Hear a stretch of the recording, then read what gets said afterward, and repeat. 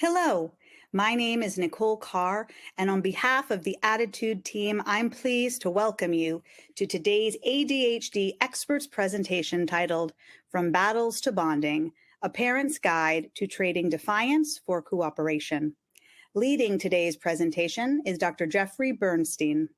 Dr. Bernstein is a psychologist with more than 34 years of experience, specializing in child, adolescent, couples, and family therapy. He is the author of several books, including 10 Days to a Less Defiant Child, and has made appearances on media programs like The Today Show and NPR, among many others. Visit www.drjeffonline.com to learn more about Dr. Bernstein and his work. In today's webinar, we'll discuss defiance and oppositional behavior in children and teens. Dr. Bernstein will help us understand this cycle of defiant behavior, why it happens, and how parents can coach their child or teen through anger. Caregivers will also learn how to manage their own reactions and gain practical strategies to foster cooperation and connection. We'd like to begin today's webinar by asking two poll questions to our live audience. The first question is, which aspects of managing oppositional or defiant behavior are you most interested in learning about during today's webinar? Please select up to 3 choices. The second question is, how old is your child? Please select your answers and feel free to comment in the text box under the video player to tell us more.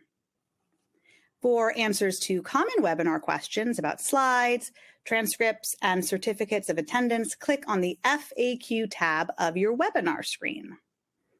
If you support the work that we're doing here at ADDitude to strengthen the ADHD community, we encourage you to visit ADDitudemag.com/subscribe and sign up for ADDitude magazine for yourself or to share with a teacher or a loved one who could benefit from greater ADHD understanding.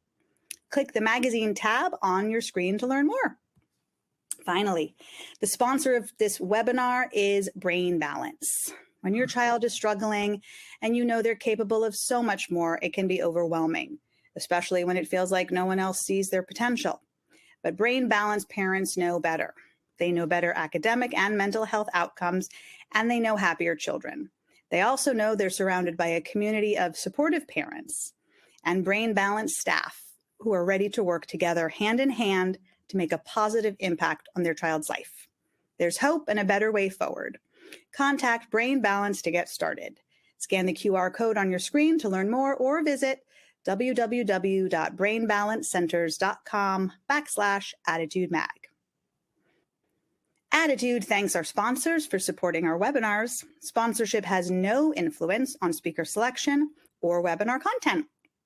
So, without further ado, I am so pleased to welcome Dr. Bernstein. Thank you so much for joining us today and leading this discussion. Thanks so much for having me, Nicole. I'm delighted to be here. And again, this talk is entitled From Battles to Bonding.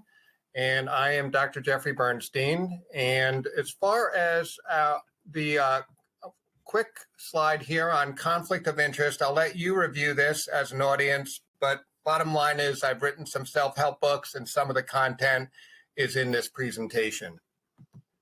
As far as the learning objectives for today, they are about fostering empathy when connecting with children. I look at empathy as the emotional glue that holds all relationships together.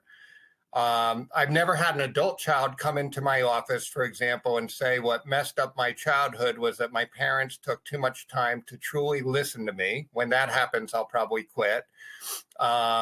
Helping caregivers manage their reactivity and their child's. Switching your mindset from frustrated parent to becoming emotion regulation coaches is huge. We're going to cover that.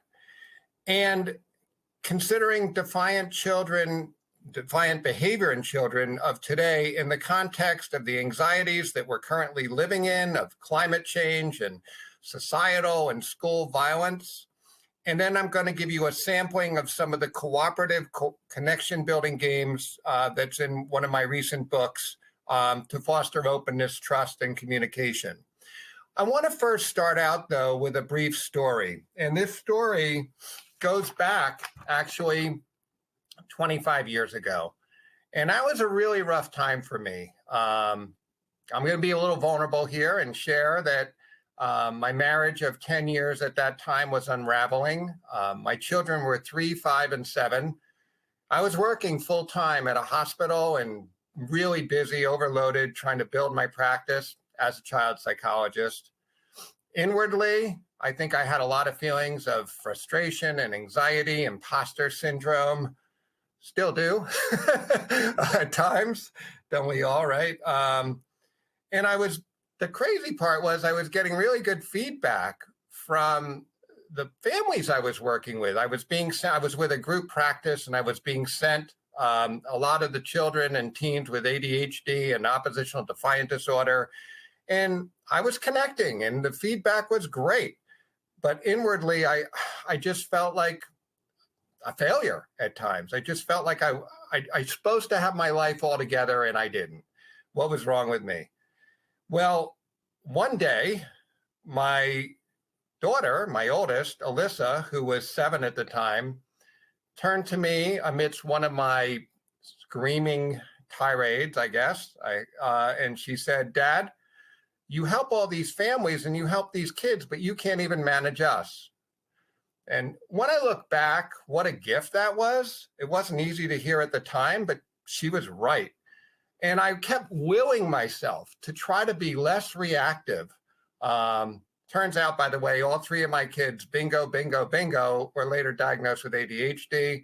I was never formally diagnosed, but by all indications, I've struggled with it.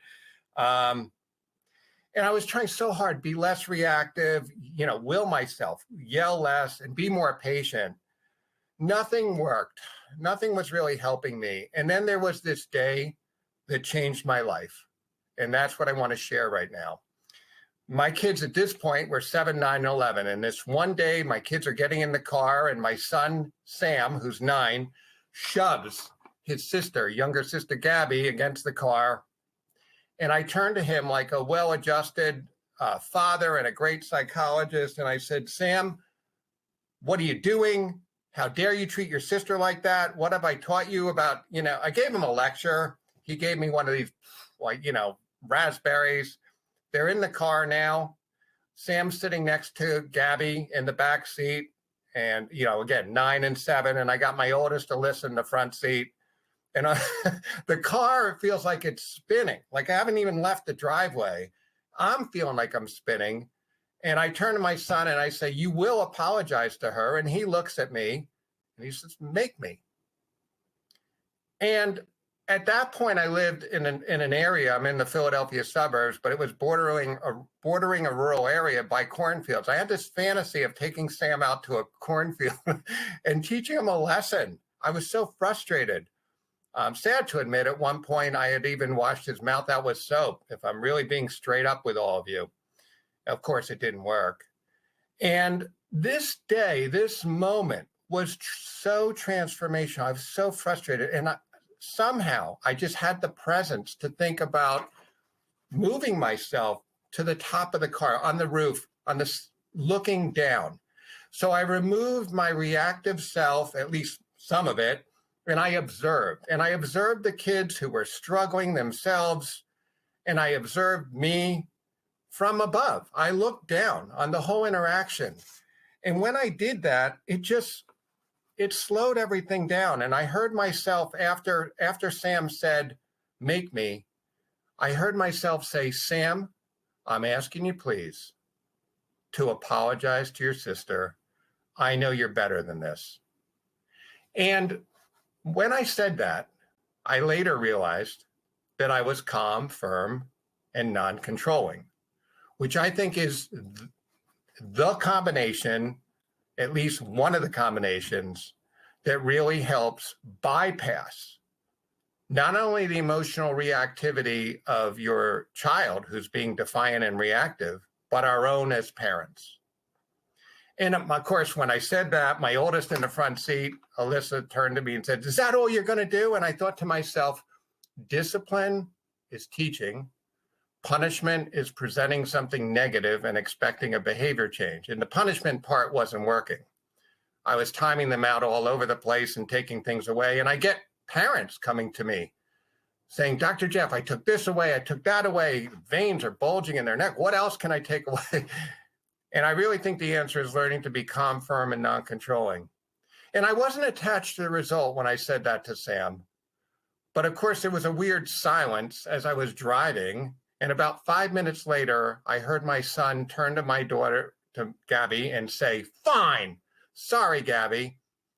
And I thought, well, he's not showing remorse, which I often hear from some of the parents I work with, but he did it. And I turned to him and I said, you know, Sam, not as warm as I would have liked, but thank you. Good for you. And that was a pivotal moment of my life. By the way, I'm glad I didn't take Sam out to a cornfield. Not that I ever actually would. It was a fantasy. But he turned out to be a power lifter who squat like 620 and did a deadlift of over 700 pounds. So, and he's a gentle soul, I must say. But what a turning point in my life that was. So that's what I wanted to open up with today, because it's such a powerful story. It's so emblematic of what I want to share with you. The Defiant children that I worked with and that I've seen over 33 years, they all seem to have some common characteristics. They have a lower awareness of themselves, emotional intelligence. For example, I'll see kids, a lot of them with ADHD will come in and I'll say, you know, Joey, how are you doing in school? Oh, Dr. Jeff, I'm doing fantastic. Well, it's the second day of the second quarter. And of course, we're not even looking out of sight, out of mind of all the missing assignments and homeworks from the first quarter. So there's kind of a lack of awareness. There's coexisting conditions in a lot of the ADHD, a lot of the oppositional kids that I see. ADHD leads the charge, depression, anxiety, giftedness. And by the way, there's something that I don't know that I have on the slides, but we always need to keep our eyes out for is when there's something physical going on. There's kids that can have something called pandas, and I'm not referring to the cute, cuddly things at the zoo, animals at the zoo, but pediatric autoimmune neuropsychiatric disorder associated with streptococcal infections. I wish I had more time with that. But it's important that we realize there could be a lot of different things that cause ADHD. That can create the conditions, including ADHD as one of them, for oppositional defiant disorder. These kids over time get conditioned to power struggles, so punishment starts to not work. They have a short fuse, they're argumentative, many of them are highly determined, and they perceive themselves as equal or above adults. And there's a cycle that I see play out over and over. The child is defiant. The parent lacks understanding, not because they want to, but, you know, because they're in the moment and they're struggling. And I have a sign here, and we may cover this in a slide, but I want you to keep this in mind too. As far as understanding our children when they're struggling, it's a big question to ask ourselves. I'm hoping you can see it. Are they struggling with something at that moment, or are they choosing not? And, you know, a lot of times they're choosing not to get ready for school. They're choosing not to care about their schoolwork. They're choosing not to behave, you know, more rationally and in a way that's more acceptable. But at the same time, we need to remember, especially children with ADHD, have an underlying struggle. That struggle is not an excuse, but it is an explanation. And again, keep that in mind. It's not an excuse, but it is an explanation. ADHD is not an excuse, but it is an explanation. Some of the kids that I see, a lot of them, they have these cognitive distortions, if you will. Nothing is fair, everything sucks. No one should tell me what to do. I know better than you. Nobody even cares. It's your fault. I hate you. You're ruining my life. I see a lot of kids that say these types of things, and they share this with me. I think with these kids with defiance, one of the most striking things I see is a limited ability for them to soothe themselves. And I always say life comes down to two skills. And sometimes with the kids in my office, I'll get kind of playful, like, I'll have a 9-year-old sitting across from me with his parents, and I'll say, well, what do you think the two most important skills are to have a good life? And they'll look at me. Of course, their parents are leaning forward like, what are they? And well, math skills are important, and, computer skills are important, and speaking skills are important, reading, all these things. I'll go down the list and I'll say, the two most important skills for life, in my opinion, are the ability to calm yourself down and solve problems. Calm down, solve problems every day. 13 miles away from where I'm sitting right now is something called Chester County Prison. And there's a lot of guys there that may not be that different than me, who probably wish they could go back and have a redo at one critical moment of their life. Maybe some of them were even diagnosed or not diagnosed with ADHD, perhaps, but regardless, and wish that at that moment of their life, they had taken a little more time, 15 more seconds, 10 more seconds, 30, to work on calming down or problem solving. It's that big a deal. They struggle to problem solve when they're upset. We all do, but with defiant children, they really get very wound up. They have problematic interactions with their parents, with teachers, and there's a belief that they're not understood. And that's why it's so important that we take that time and that we lean into empathy when we're trying to connect with our defiant children, whatever age they are, all the way through adulthood. And a lot of the teenagers I work with, they'll feel that their peers understand them almost like a second family more than their parents. And these cognitive distortions really rev up when these children are emotionally dysregulated, when they're upset. So when you use this calm, firm, non-controlling way of interacting, which I gave in my story about my son, Sam, it's really keeping in mind that no one likes to be told what to do, especially a kid who has a lot of defiance. This way of relating helps bypass emotional reactivity. Let me give you another example. So a calm, firm, non-controlling statement could be something like, I understand from talking to your teacher that your comment to Ben was seen as a threat. Help me understand what you were thinking, what was your view, so we can better understand each other. And again, please don't look at any of, like there's handouts that are coming along with today. Don't look at any of it as a script, but it's a mindset. And that mindset is you want to shift to having observer's mind. If you have to, get up on the ceiling and look down at the interactions. See yourself as an emotion regulation coach. It slows you down. You switch lanes. You don't take it all so personally when your kid is trying to get you into a power struggle. And it helps you avoid those fruitless power struggles. So it's very important to check your ego at the door and be willing to let go of any of your desired rehearsed responses and really listen. I think I saw it was M. Scott Peck in a famous book from years ago, The Road Less Traveled, and he was talking about, there was a quote, something like, if we would listen to our children with the same level of attention that we would give to a great lecturer, what a gift.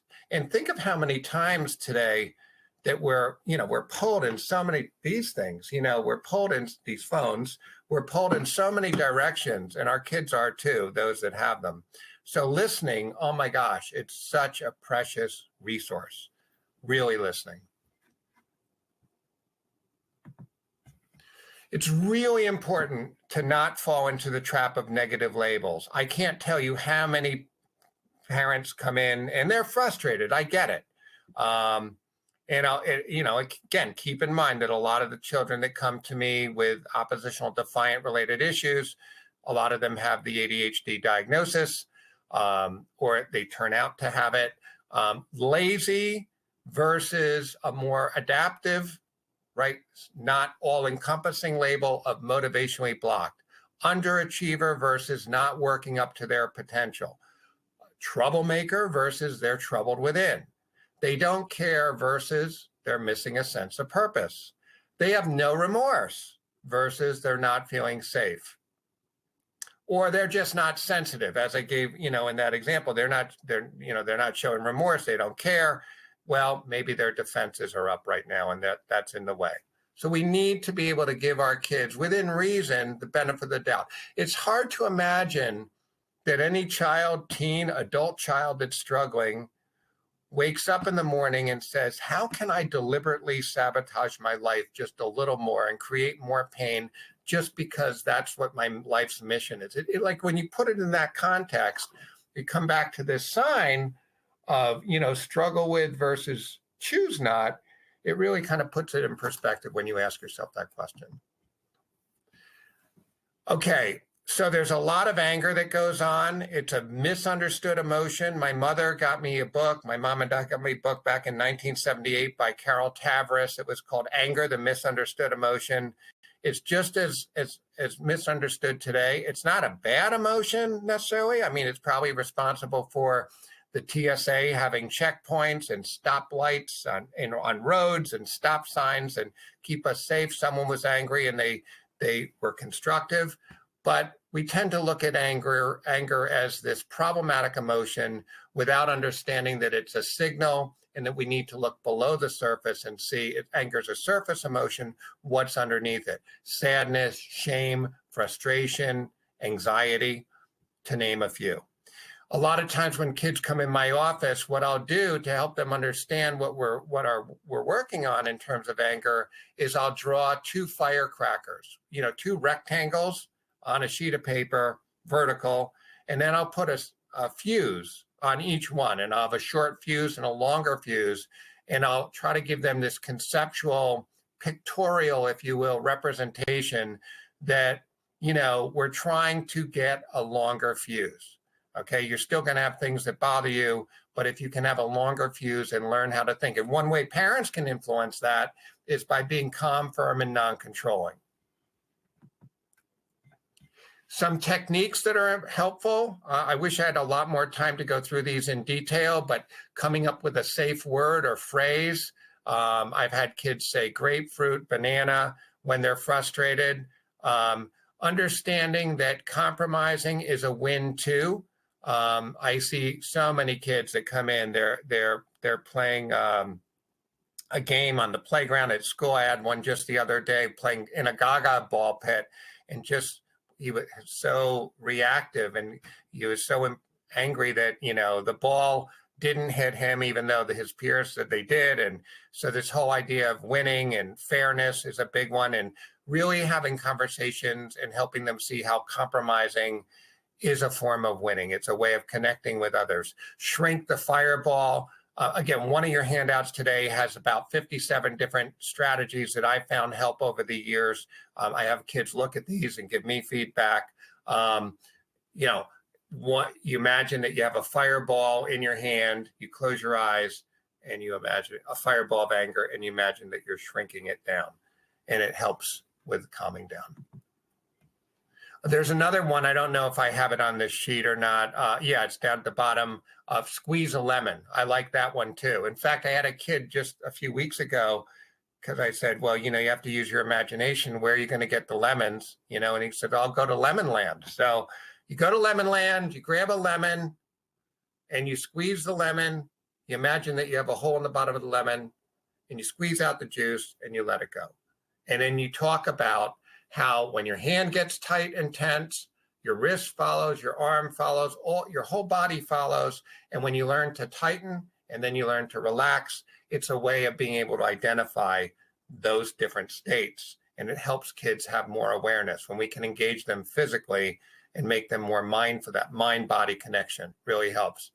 Diaphragmatic breathing, very important. I can't tell you how many times I have kids come in and we'll do the diaphragmatic breathing, and I say, show me how you take breaths. And of course they'll, and we really want to instead have those belly breaths. So, because when we expand our diaphragm, as I understand it, we stimulate our vagus nerve located down by the spine, and it sends a signal to help reboot our reactive brain.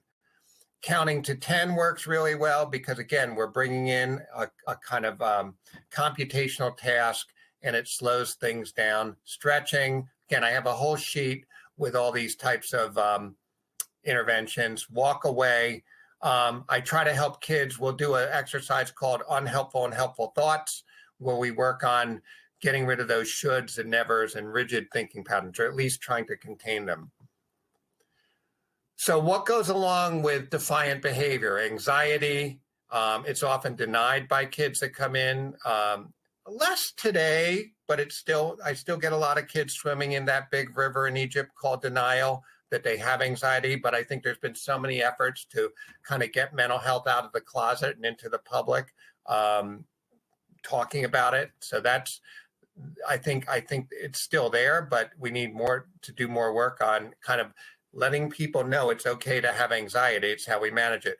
Depression can be overshadowed sometimes by aggression.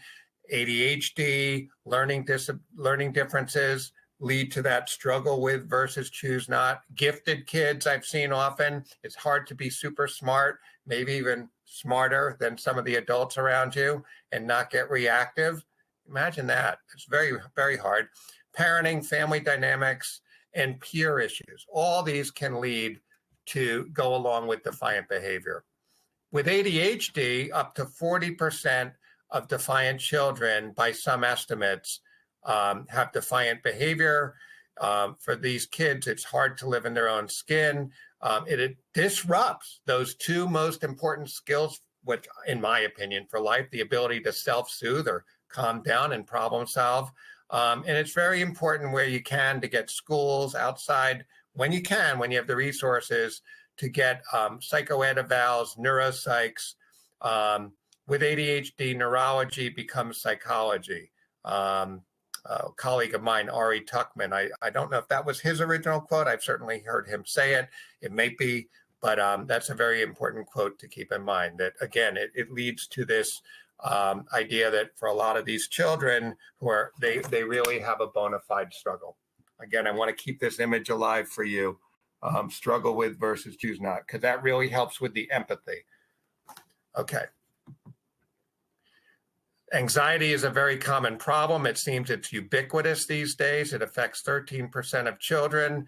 And I have more and more kids naming it for me. I think the movies Inside Out and Inside Out 2, wonderful movies, I think, have, getting that message out that it's okay to have feelings, even problematic feelings. And the more that we bring them along for the ride and versus thinking we have to extinguish them, it's part of life and learning to live with and manage.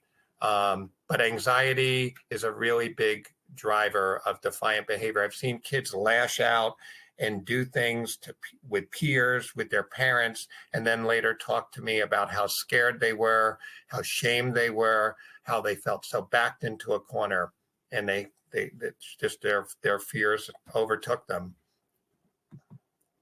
Depression. I've seen a lot of kids with depression that have kind of an agitated form of depression. They're irritable, they have attitude, and a lot of times that's what's driving that defiant behavior. It can occur too. It's very important to keep in mind that, we tend to think of, oh, this child has depression, this one has anxiety, this teen has depression or anxiety. There's an intermingling. There's comorbidities that can be very merged. And it's very often a child has a couple different things going, plus life stressors. Things may be going on at home or with peer groups. I've had so many children these days, the preteens and the teens, seeing on Instagram or Snapchat, things where they're not included, parties they weren't invited to. Used to be there would just be a rumor of something that happened, but now that feeling left out, negative comparison of self to others by seeing all these teens living their best lives, being their best selves.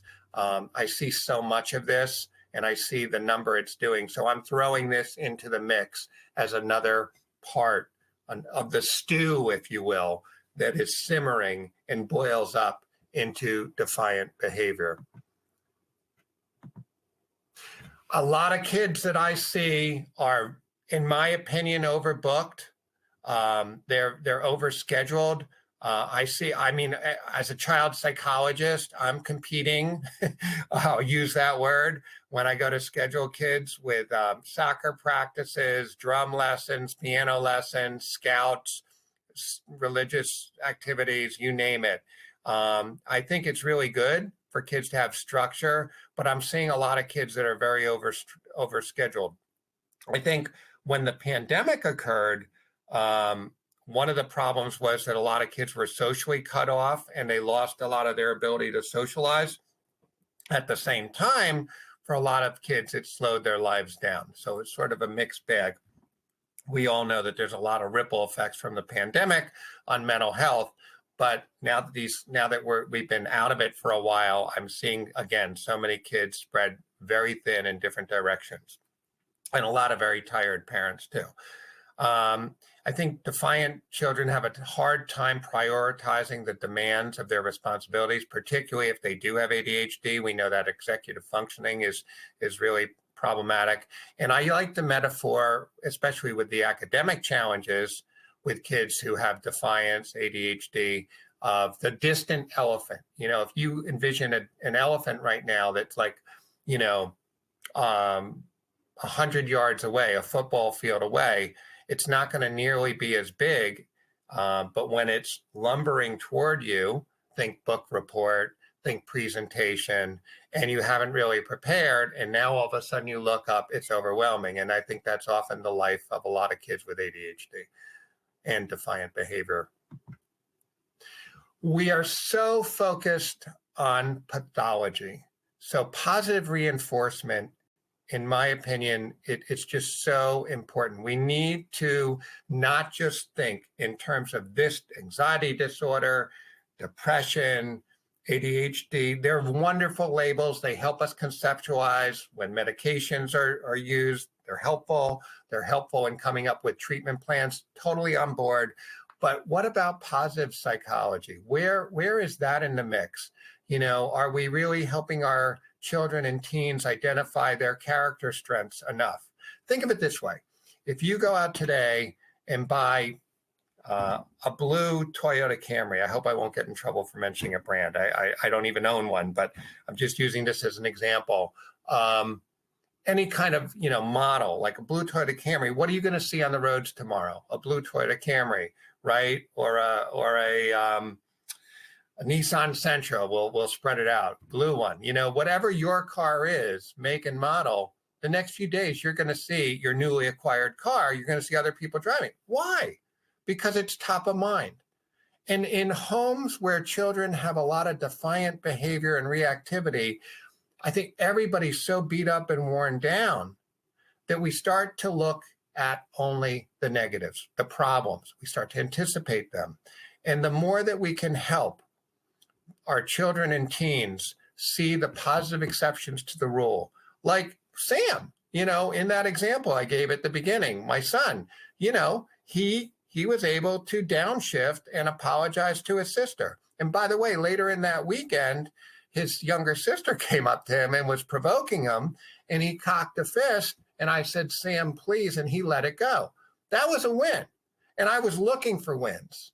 And the more we look for wins and we let our children know through that accountability mirror, not only for what they need to do better, but also praise them for what they do well, concrete, specific feedback, it starts to crowd out the negative behaviors. So we want to give them rewards within reason. Verbal praise, by the way, I think is one of the best rewards. We want to speak through our hearts, from our hearts, and we want to let these strengths build on ourselves. It's so important. I think we're in a world of a lot of pathology and, again, learned optimism, character strengths, grit. When our kids show grit, that bounce back ability, we want to let them know so they can identify it. When kids get into flow states, preferably not just with a video game, but drawing a picture, reading, throwing a ball, playing a board game, where we lose that sense of time, we want to talk about what a great coping strategy that is. Okay. And with a lot of the kids that come in, particularly like age 10 and down, I'll have the parents do what I call a positive catch book. And I'm listing them here, right? The second bullet, quick recoveries, used their words. They were more flexible. They let it go. Think of Elsa, right? Frozen. They didn't take the bait. They made requests in a calmer way. They resisted hooks like screens. They asked for help. So we really want to take this opportunity that when we want to look for it, write it down, especially for younger children, go over it with them a few times a week, perhaps when they're lying down to sleep, and they're more receptive, and you have a captive audience. As far as some of my work, one of my books, I have these cooperation games, and I want to briefly mention these as I wrap up for today. There's, I believe, 17 cooperation games in my latest book on Defiant Children. And one is put yourself in each other's shoes. This actually goes way back to one of my first sessions when I was really anxious. This big, tall father with a commanding presence who was a very pragmatic engineer, and his kid had ADHD and oppositional defiant, and they just kept locking horns. His 9-year-old was really giving him a run for his money. And in this session, I literally had them take off their shoes. So the boy has got his feet lost in his father's size 13 shoes, and they actually role played each other. And by doing that and stating each other's perspective, I mean, the father broke down and started crying. It was so moving because he got to hear what he sounded like, and he was frustrated. So, I mean, it doesn't always have to be emotionally laden, but it's a way of changing up perspectives, putting the past behind you. So get up to a wall, do a wall sit and crouch, and share issues that you both overcome. Maybe that, you've seen each other overcome. You coach your child a little bit to help you with that or get them to focus on their own. Doesn't really matter. The idea is that we're focusing on positives. And then handfuls of gratitude. I can't say enough about gratitude. I try to practice it. It's my drug of choice. You can never OD on it.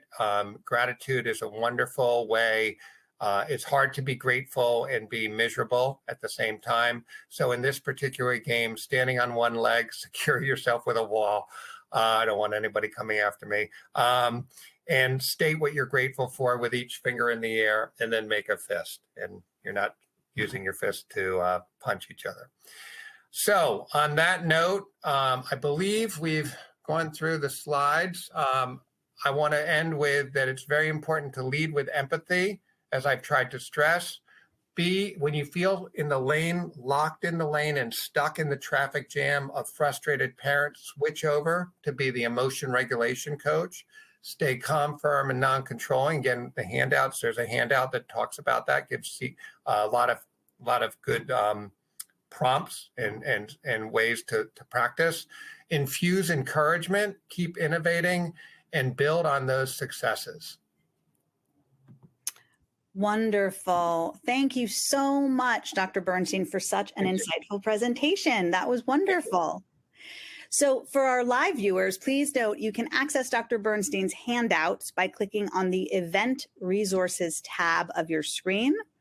That's where you can download the slides too. We'll also be sure to make the handouts available after the live event. Before we start the Q&A, I'd like to thank Brain Balance once more for sponsoring the webinar. And I'd like to share the final results from today's poll questions. So the first question we asked was, which aspects of managing oppositional or defiant behavior are you most interested in learning about during today's webinar? About 26% of the audience said de-escalating techniques for challenging situations. So that was the most popular answer. And then just under, about 22% said strategies to encourage your child's cooperation and buy-in. And slightly below that, 16% said self-regulation techniques to model positive behavior. And then we asked about the age of your child, and it looks like about a quarter of our audience here has 11 to 13-year-olds, and another quarter has 8 to 10-year-olds, and another quarter has 14 to 17-year-olds. And then, of course, there are children who are younger and older than that as well. So now to your questions. Dr. Bernstein, we had a fair number of questions from parents who need help handling violent outbursts. Mm-hmm. One mom asks, how can I redirect my child when they are screaming and swearing and hitting and throwing things at me? Mm-hmm. I mean, look, there are times I've had families come in where the police are called, when it's really bad, when it's a real sustained, people are at risk of being hurt. I think those are really reserved for extreme cases because I've often heard reports that when, the police come, it settles people down. And then there's times where they'll say, well, work on parenting your kid. And I don't know that that's always fair if your child has, some struggles that struggle with peace. But I continue to believe in calm, firm, non-controlling. I think that it's like Indianapolis 500. I don't follow racing, but there's a pace car, right? Every race starts with a pace car.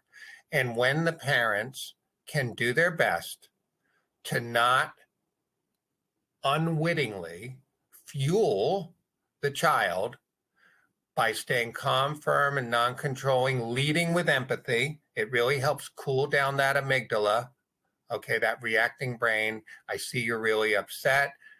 Looks like you're really angry. I hear you. And then gently and ever so gently and calmly to make a statement. I'm here to listen. You don't ever listen. I get it. I hear you're really frustrated. And then slowing down your tone, just like Indianapolis, like that pace car. You stay. If your child revs up and starts, accelerating down the track, your job is to stay that pace at 15, 20 miles an hour. And you say something like, wouldn't you agree that a calm, constructive conversation is probably going to help both of us so that we can both feel a little like we're getting further along, so we can both manage this, so that I can try to help you even more. So you state a positive willingness and you envision yourself as that pace car. Again, I wish I had magic, but that's the closest thing that I can offer to it. Well, I think that's a really helpful metaphor there to keep in mind, the pace car. Thank you for that. We had a lot of questions about helping kids and a lot of teenagers with ADHD who are defiant in getting various kinds of help, who are very opposed to help. So one of the common subjects people asked about are kids who are floundering academically, but they are really resistant to any kind of advice or help or guidance from parents or outside sources. So any advice about how to help with that? Well, by the way, if I had to give, what's a third most important skill for life, right? So you've heard me say, today, calming down, solving problems, and kind of solving problems is asking for help. But I'd put asking for help as a third category. We're at an age where we look things up on Google University, look it up. But I think when kids can approach a teacher, that teacher can get to know them, or a professor for an older child, and really kind of get that one-to-one and get that support. And I think we need to really let them know in advance what could be the obstacles for asking for help, and ask gentle questions. Are you worried that if you ask for help, that, the teacher is going to maybe snap at you and say, hey, didn't you read that chapter? Or how I thought I just went over that.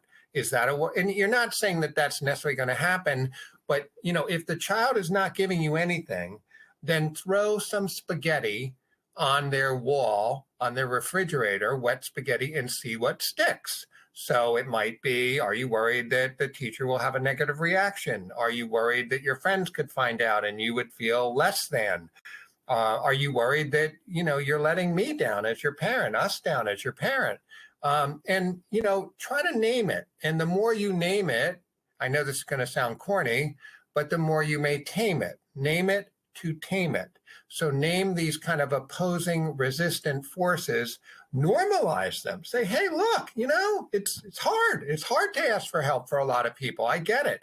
And maybe even give a little, anecdote about how you struggled as a parent to ask for help, or others, and then how much better you felt. So I think when you kind of present it that way, you make it a calm, constructive conversation versus how come you're not asking for help? Power struggle. Right. Okay. Thank you. That's really helpful. This is similar, in a similar vein, but rather than academic help, there's a lot of parents who feel like their child or teenager would benefit from working with a therapist or a counselor to work through maybe some comorbidities or other issues.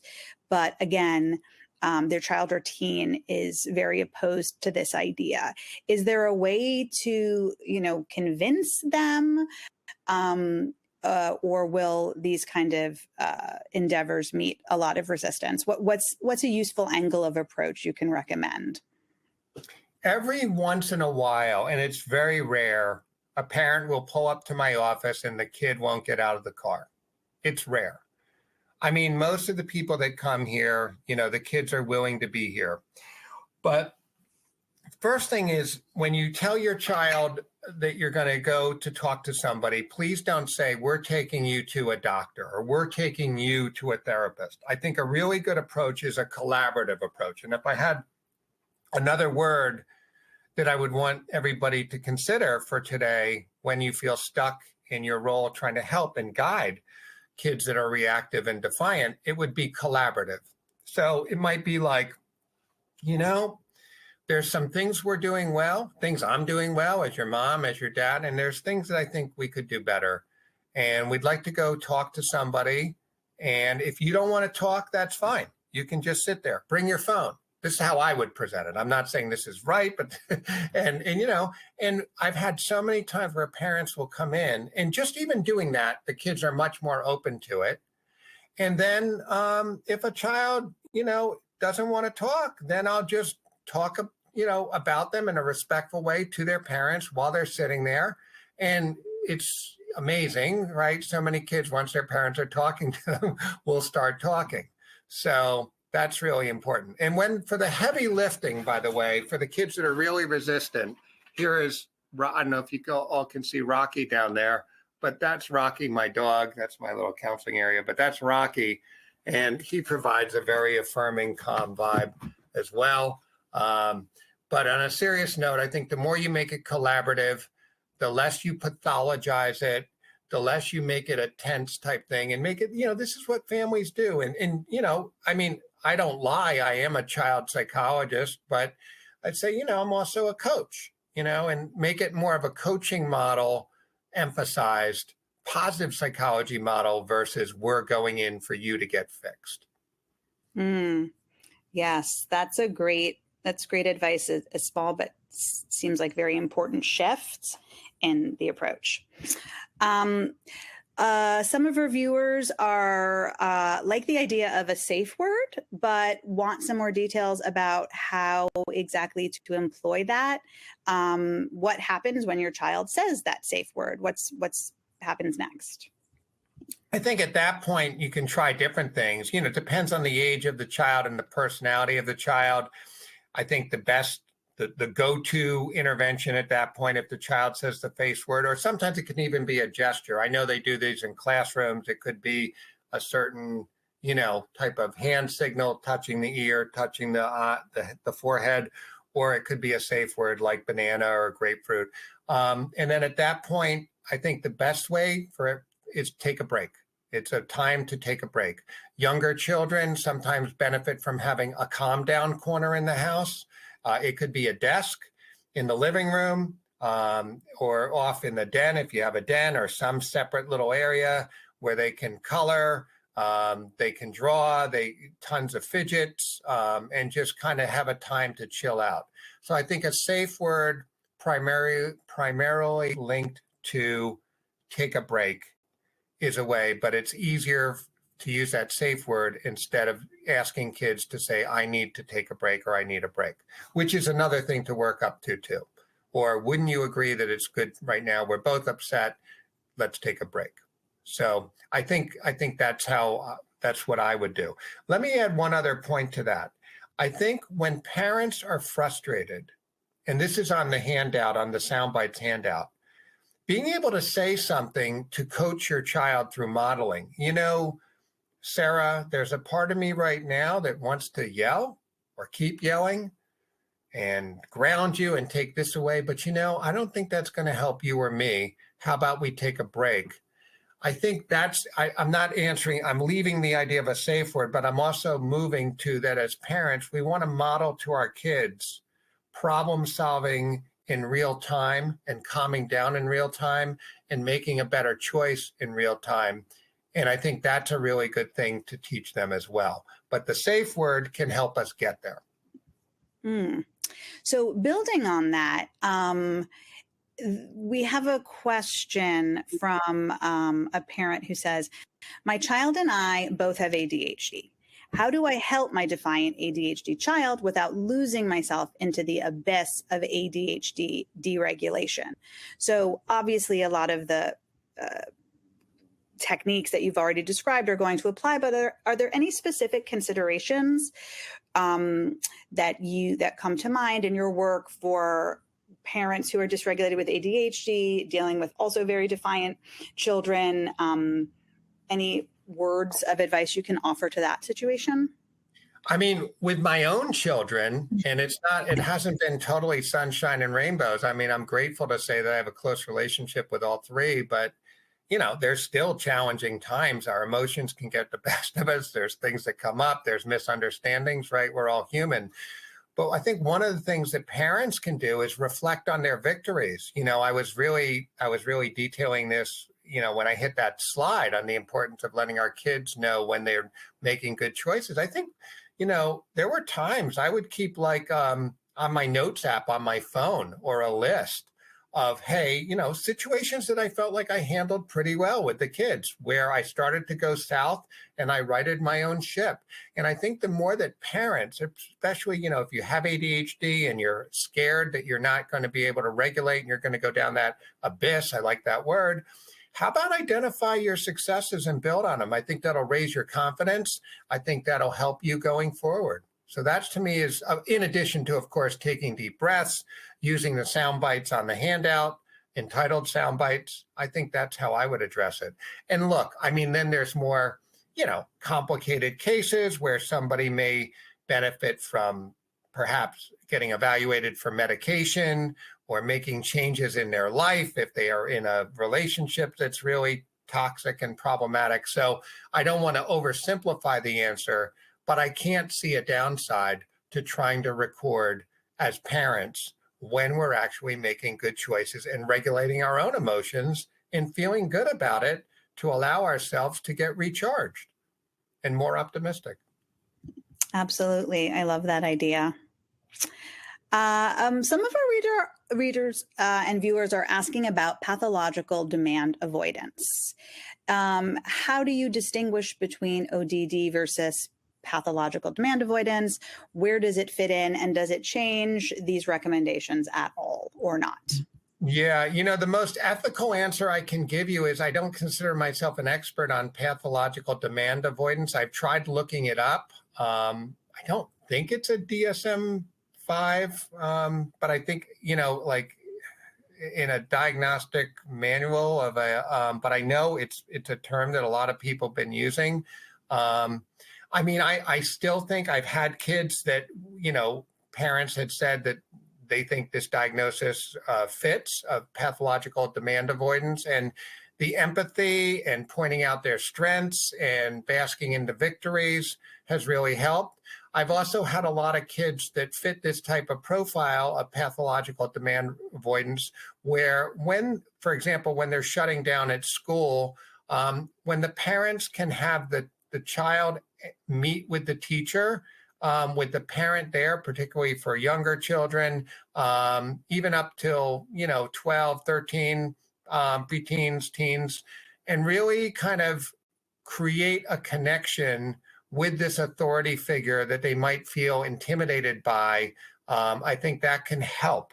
Now, if the pathological demand avoidance has some underlying depression or anxiety, then obviously an evaluation by a psychiatrist, as well as any mental health professional, might be really a good thing to consider as well. again, I don't consider myself an expert on that. I need and want to learn more about it, though. Okay, got it. Thank you. Thinking about a broader context and network for our children, we have some viewers who are asking, how do you help other adults, such as coaches or grandparents? How do you help them help your child by using this kind of approach? And the flip side of that is, how do you coach your child or prepare your child for interactions with peers or other people who are not willing to use these kind of techniques? Yeah. Mm-hmm. Well, I know, I might have kids in my office where there might be a certain trigger for them. For example, I've had some kids that on the sports field in baseball, for example, if they strike out, they get really angry. They throw the bat. I had one older teen curse out a umpire. It didn't go over well. So I tried to kind of take a look at some of the triggers, what it represented, and also to kind of help them see that, okay, if they're having problems here, where are they holding it together when compared to peers who are struggling? So kind of flipping it around a little bit. And if a child sees peers who are struggling, reinforcing to them, not in a shaming way, hey, it's really good that you've risen above this, or this isn't a challenge for you. And then helping them get in touch with challenges that they do have so that hopefully they can have empathy for this child who is struggling. And then obviously, sometimes kids have to disconnect and kind of shift their peer group when there's kids who are more ensnared, let's say, in physicality or reactive behavior, or kids who say things that are going beyond little ribbing and teasing to being cruel.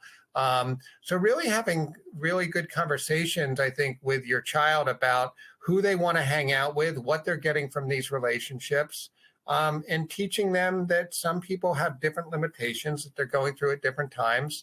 And then for kids, also using their school counselor as a resource if they're observing struggles in some of these, some of their peers, and maybe telling in confidence the school counselor so it can get followed up. Okay, thank you. We have a viewer with an 18-year-old who says, my 18-year-old son is defiant, doesn't do his schoolwork or help the family with chores or otherwise. I am worried that I have so little time left with him to make a difference. I know, Dr. Bernstein, that you also work with parents of adult children as well. So do you have advice for someone with a teenager and they feel their time is dwindling to make a positive impact or to repair a relationship that's so important to them? I think that it's amazing how quickly we can move in the repair stage if we really speak from our heart and if we listen and we reflect and we lead with validating. And I think it's really important for parents to manage their own anxiety. I appreciate this person who wrote this in because they're being very real. But sometimes as parents, we feel like our kids have to go at a certain schedule. You look on Facebook and you see the graduation pictures and you feel like you have to keep up. Some kids do better taking a year off, a gap year. I've had kids go to AmeriCorps for a year, community college instead of quote unquote regular college, going into a trade. So realizing that for some kids, their path may be a little more circuitous, not as straight and direct, and that's okay. Taking some of the pressure off, I think, as parents can often bring down some of that tension and anxiety, and I think the kids pick up on it. So I would really, really encourage that you have, God willing, if you're healthy, not looking at it as the time is just extinguishing. And look, if I had a father of a child come in once, and he gave me some great wisdom. He was talking about how most doors open both ways, right? So there's some things in life, if you have a child, if you get married, like that's a door you go through. Well, especially the child one, you have the child, you die, but most, like, okay, who wants to see college not work out? I get it. But, learning and growing mentality will help alleviate some of that anxiety, because sometimes it does take learning and growing, and we don't just get there on a straight shot. But the more that we create that emotional safety, the more that we know that our kids can call us and talk about their inner anxieties, that's really important. I'll be really quick. One of the things I always say to parents is, think about it this way. If your child's at a party, whether in college or somewhere or at high school, and stuff is going down and they're not feeling really good about it, do they feel safe to talk to you, to call you, to text you? So yeah. And by the way, that's another version of a safe word, is like I've had kids, this is a different application of it, like parents kind of talk with their kids that if you're somewhere and there's a real problem, just text me the word apple or something, different context, and I'll come and get you, instead of feeling like you're going to create a scene by telling others you're going to leave. So. Well, Dr. Bernstein, thank you so much. That'll have to be our last question because we're out of time, but we thank you very sincerely for joining us today and for contributing your voice to this ADHD community. Thank you so much for having me. It's been a pleasure. Thanks. And also thanks to today's listeners. If you would like to access the event resources, visit ADDitudeMag.com and search podcast 539. The slides and recording are posted a few hours after each live webinar. If you're listening in replayed mode, simply click on the episode description. Please know that our full library of ADDitude webinars is available as a podcast. It's called the ADHD Experts podcast, and it's available on most streaming platforms. We hope to see you again next week for our free webinar titled The Neurodivergent Female Entrepreneur: How to Build a Business That Works for Your ADHD Brain. Make sure you don't miss future ADDitude webinars, articles, or research updates by signing up to receive our free email newsletters at ADDitudemag.com/newsletters. Thank you.